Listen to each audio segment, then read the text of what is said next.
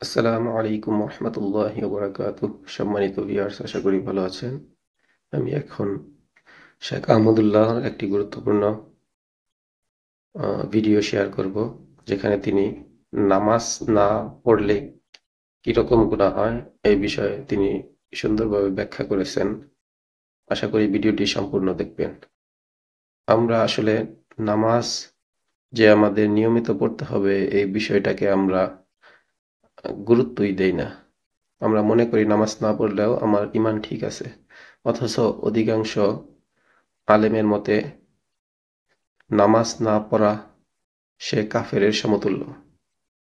মানে যে নামাজ পড়লো না সে কাফের, এটা অধিকাংশ উলামায়ে কেরামের ফতোয়া। আর ইমাম আবু হানিফা রাহিমাহুল্লাহ তিনি বলেছেন, যারা নামাজ আদায় করে না তারা কিন্তু মনের ভিতরে তাদের ভয় আছে যে আমি নামাজ পড়তেছি না, আমার গুনাহ হচ্ছে বা আমি পাপী, তাহলে তার ঈমান হারা হবে না। কিন্তু সে যদি এটাও না মনে করে যে আমি নামাজ পড়তেছি না, কোনো সমস্যা নাই, আমার কোনো পাপ হবে না, কিছু হবে না, তাহলে সে কাফের। তো সুতরাং এটি গুরুত্বপূর্ণ একটি বিষয়।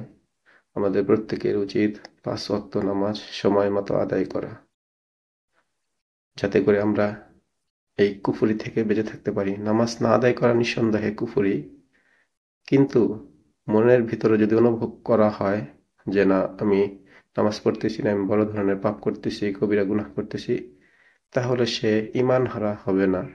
যদিও এটা অধিকাংশ উলামায়ে কেরামের মতে সেও কাফের, কিন্তু ইমাম আবু হানিফা রাহিমাহুল্লাহর মতে সে ঈমান হারা হবে না, কিন্তু সে একটি কুফরি কাজ করলো।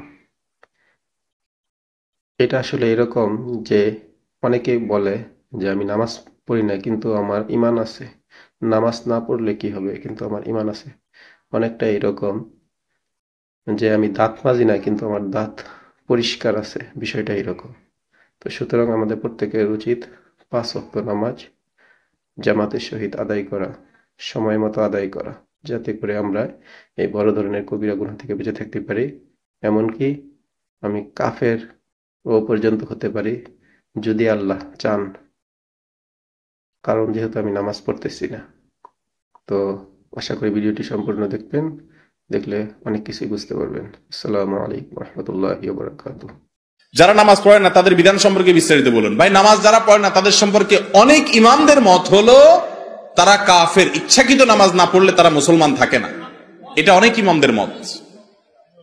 ইমাম আবু হানিফা রাহিমাহুল্লাহর মত হলো যদি নামাজ পড়ে না কিন্তু নিজের ভিতরে ভয় আছে, অপরাধ বোধ আছে, নিজেকে অপরাধী মনে করে, আবার পড়বে এরকম নিয়ত আছে, এরকম হলে সে কাফের হবে না, কিন্তু কুফরি, নামাজ ত্যাগ করাটা কুফরি, এই ব্যাপারে কোনো সন্দেহ, কারণ হাদিসে সুস্পষ্ট ভাবে আসছে।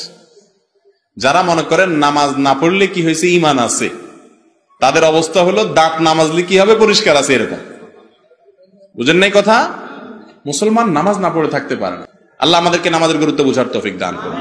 নামাজ কোনো মুসলমান তরক করতে পারে না।